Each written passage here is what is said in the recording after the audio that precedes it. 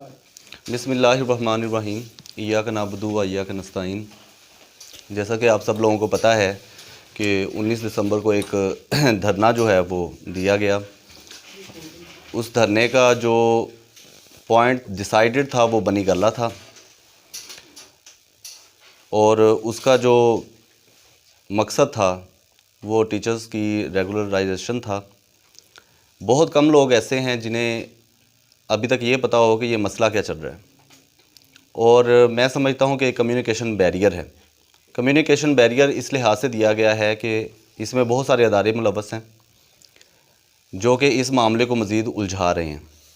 हमारी जो recruitment policy है वो 2014 में दी गई थी। 2014 में जो एजुकेटर्स भर्ती हुए थे 16 स्केल में, जिनमें एसएससीज भी थे और एईओस भी थे, उनका जो कॉन्ट्रैक्ट पीरियड था वो तकरीबन एक अंदाज़े के मुताबिक और एक जो उनके पास लेटर है उसके मुताबिक वो 3 साल का था। 3 साल के बाद उन्हें परमानेंट किया जाना था। ये जो रिक्रूटमेंट होती है, मैं इसे आपको एक्सप्लेन करना चाहता हूँ कि रिक्रूटमेंट एक बाकायदा प्रोसेस है। इस प्रोसेस में पूरी की पूरी डिस्ट्रिक्ट अथॉरिटीज़ जो है वो शामिल होती हैं। सबसे पहले एक बाकायदा एडवर्टाइजमेंट दी जाती है, सीट्स अनाउंस की जाती हैं। वो सीट्स तहसील लेवल पे, डिस्ट्रिक्ट लेवल पे और स्कूल्स, उसमें हर चीज़ मेंशन होती है। ये एडवर्टाइजमेंट दी जाती है। फिर उसके बाद एक एनटीएस अदारा है, नेशनल टेस्टिंग सर्विस, जिसे बाख्तियार करने वाली हमारी पंजाब गवर्नमेंट ही है। नेशनल टेस्टिंग सर्विस जो है उन्होंने बाकायदा इनके टेस्ट लिए। वो जो टेस्ट थे उनके बाकायदा रिज़ल्ट कार्ड हमें अरसाल किए गए और उसके बाद इन्होंने इस पोस्ट पे, मतलूबा पोस्ट पे अप्लाई करना होता है।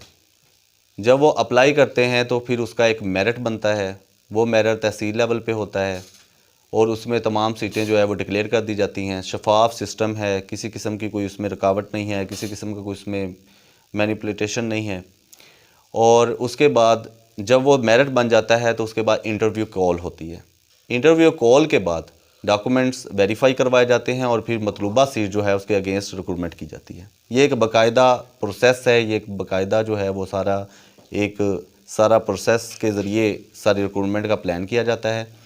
अब 2014 में एक रिक्रूटमेंट की जाती है और 2014 की पॉलिसी के मुताबिक 3 साल के बाद, एक्सपेक्टेड 3 साल के बाद कॉन्ट्रैक्ट पीरियड पूरा होना था और सब लोगों ने जो 2014 में रिक्रूटेड हैं उन्हें परमानेंट किया जाना था, बगैर किसी टेस्ट के, बगैर किसी इंटरव्यू के, क्योंकि ये सारा प्रोसेस पहले हो चुका है। अब 2019 में जाकर एक नई पॉलिसी आती है 2019 में, और उस पॉलिसी में हमारे जो minister of law and parliamentary Raja Mohammad Basharat sahab हैं, वो उसमें एक फ़िक्रा लिख देते हैं जिसमें ये बयान है कि जो भी 2019 की इस पॉलिसी से पहले और बाद में आएगा और कॉन्ट्रैक्ट पीरियड उसका चल रहा है, यानी कि जिनका पहले चल रहा है वो भी इसमें शामिल हैं और जो इसके बाद आएंगे सिलेक्टेड होंगे वो भी इसमें शामिल होंगे। उनको बाकायदा PPSC, Punjab public service commission जो है उसके थ्रू इंटरव्यू देना पड़ेगा दोबारा और उसके बाद उसकी रिक्रूटमेंट होगी। आप ख़ुद सोचें, क्या ये मामला संगीन नहीं है?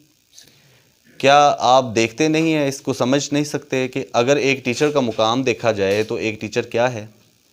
टीचर खुद एक बादशाह नहीं होता, लेकिन टीचर आगे बादशाह बनाता ज़रूर है। टीचर को अगर देखा जाए तो टीचर के पास था क्या इसके अलावा?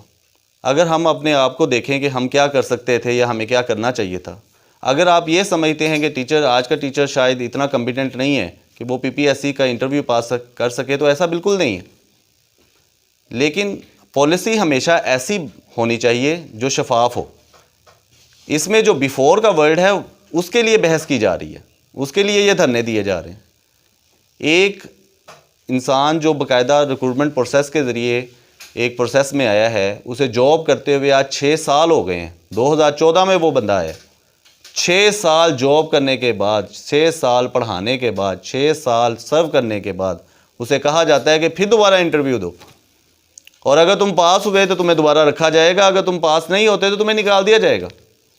तो आप खुद देखें कि उसका जो गोल्डन पीरियड है, वो 6 साल जो उसने सर्व किए, वो किस खाते में हम उसको शुमार कर रहे हैं।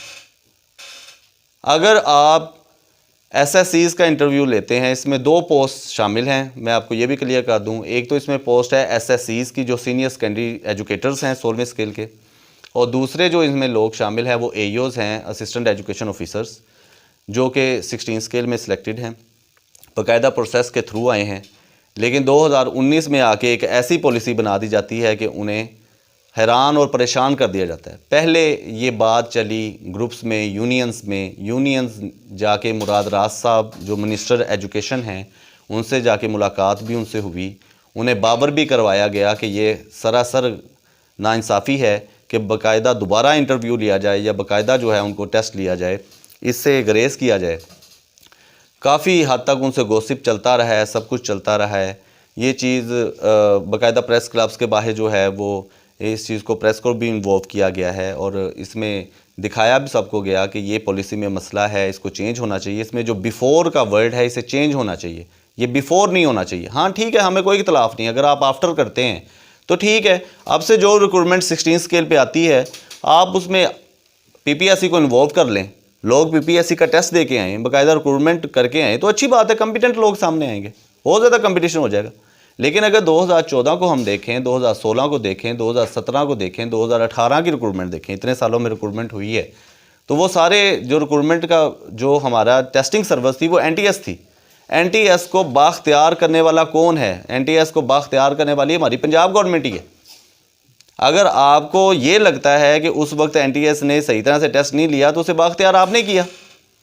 अगर ये देखा जाए कि उस वक्त इंटरव्यू किसने लिया तो वो हमारी डिस्ट्रिक्ट अथॉरिटीज़ ने लिया है, हमारे सीओज़, हमारे डीओज़, वो सारे इस रिक्रूटमेंट कमेटी का हिस्सा थे। अब आकर अगर ये कहा जाएगा तो यकीनन होगा।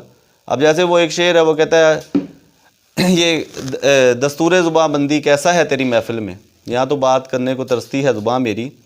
टीचर्स के पास इसके अलावा रह क्या गया था? खामोश ही तो थे इतने सालों से। अगर एक टीचर 2014 में भर्ती हुआ है और उसे 2017 में जाके रेगुलर हो जाना चाहिए था, 2017 से अभी तक 3 साल उसे अजाफी हो गए हैं, 6 साल उसे मुकम्मल काम करते हुए हो गए हैं। वो खामोशी तो बैठा हुआ था, वो बेचारा दवाई तो कर रहा था, वो अपनी यूनियंस के थ्रू जो है वो वज़ीरों तक बात पहुंचा तो रहा था, न्यूज़ में भी आ रहा था, अखबारात में भी आ रहा था, लेकिन कुछ नहीं हो रहा था। क्या कहता वो? ये जो धरना दिया गया है ये तो हमें चीज़ विरासत में मिली है। मैं पीएम इमरान खान साहब से गुजारिश करता हूँ कि वो इस चीज़ को सीरियस लें। ये उसाज़ा का मसला है, उसाज़ा के मसला जो है उसे टॉप प्रायोरिटी पे होना चाहिए था। ये जो शेलिंग हुई है और ये जो सारा वहाँ प्रोसेस चला, वहाँ लाठी चली, क्या वहाँ पे किसी ने नहीं देखा कि वहाँ पे फ़ीमेल टीचर्स भी आई हुई हैं जिन पे शेलिंग की जा रही है? वहाँ पे किसी ने देखा कि बाज़ फीमेल्स ने बच्चे भी उठाए हुए थे वहाँ पे जो अपने साथ लेके आए हुए थे? क्या किसी ने ये नोट नहीं किया कि वो टीचर किस तरह इस इतनी ज़्यादा सर्दी में, जो कि घर में गुजारा करना मुश्किल हो पा रहा है, वो बनी गाला के रोड पे निकला हुआ है? क्या किसी ने उसके जज्बात को नहीं देखा कि वो भी अपने घर रह सकता था? वो किस तरह से बनी गाला को निकल गया इतनी ठंड में? क्या वो इंतज़ार नहीं कर सकता था कि गर्मी आए और मौसम अच्छा हो मैं फिर निकलूँ? ये सारा प्रोसेस था। हमारे जज्बात को समझा जाए, हमें अंडरस्टैंड किया जाए कि मसला कहाँ पे है। मसला पॉलिसी में। अगर आज हम मुराद राज साहब से अपील करते हैं कि आप पॉलिसी को चेंज करें तो वो कहते हैं ये लॉ है, इसको चेंज नहीं किया जा सकता। लॉ चेंज नहीं होता। हम लॉ चेंज करने की बात नहीं कर रहे, हम ये सिर्फ अपील करते हैं कि लॉ में अमेंडमेंट की जाए, उसमें जो अल्फाज इस्तेमाल हुए हैं बिफ़ोर एंड आफ्टर, उसमें बिफ़ोर को ख़त्म किया जाए और हमें आफ्टर से कोई किसी किस्म का कोई हमें उसे मसला नहीं है। और बाकी क्योंकि अभी नोटिस लिया जा रहा है, बाकायदा कमेटी जो है उनकी मीटिंग भी डिसाइड हुई है 22 तारीख को। मैं शुक्रिया अदा भी करना चाहता हूँ राजा मोहम्मद बशारत साहब का और सीएम पंजाब उस्मान बुज़दार साहब का कि वो इसमें इंटरेस्ट ले रहे हैं। और आज ही हमें इस खबर का भी पता चला है कि उस्मान बुज़दार साहब जो है उनका कोरोना टेस्ट पॉजिटिव हो गया है, तो हम उनकी सेहतयाबी के लिए दुआगो भी हैं और हम अभी भी एक पॉजिटिव एटीट्यूड रखते हैं और ये आपसे अपील करते हैं कि आप इस मसले को सीरियस लें। ये जो शेलिंग है या ये इस तरह से है, इस पे मजबूर ना किया जाए किसी को। इस धरने में 6000 प्लस एजुकेटर्स आए थे, अगर डिमांड्स नहीं पूरी होती तो अगले धरने में 11,000 प्लस आएंगे, क्योंकि हमारे पास और कोई तरीका नहीं है, हमारे पास और कोई वे नहीं है, हम मजबूर हो गए हैं। तो हमारे मसले को संगीन लिया जाए। शुक्रिया सर। 2 क्वेश्चन है सर आपके लिए। जी। एक उसमें आइंदा सर इनके लिए क्या लाया मत होगा, क्या आया कि अगर ये मुतालबात रखते हैं, अगर वो नहीं मानते तो क्या पूरे पंजाब से जितने भी टीचर हजरात हैं या डिस्ट्रिक्ट कसूर से जो टीचर हजरात हैं, क्या वो इस धरने में शामिल होंगे? देखें, बात इस तरह से है कि मैंने जैसे अल्फाज इस्तेमाल किया, धरना हमें विरासत में मिला है जी। शायद हमारे जो पीएम हैं, हम उनकी दिल से इज़्ज़त करते हैं, वो जब तक हम भी 126 या 130 दिन पूरे नहीं करेंगे, शायद वो इस धरने को भी धरना नहीं समझेंगे। इस टाइम बहुत सारी ओपोजिशंस का भी मसले मसाइल चल रहे हैं, उनके जलसे जुलूस चल रहे हैं। हमारा इसमें जो धरना था, मैं क्लियरली कहना चाहता हूँ, ये किसी भी पॉलिटिक्स का हिस्सा नहीं था। हम किसी पॉलिटिक्स के जो अंडर आते हुए ये हमने धरना नहीं किया कि गवर्नमेंट जो है उस पर मुख्तलिफ जो है वो हम ना अहली जो है उसे वाजे करें, ऐसा कुछ भी नहीं है।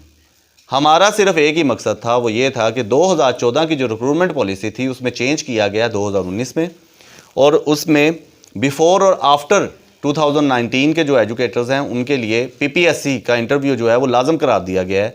हम चाहते हैं कि उसमें सिर्फ एक चेंज आ जाए, उसमें सिर्फ एक अमेंडमेंट की जाए कि उसमें बिफ़ोर का वर्ड ख़त्म किया जाए।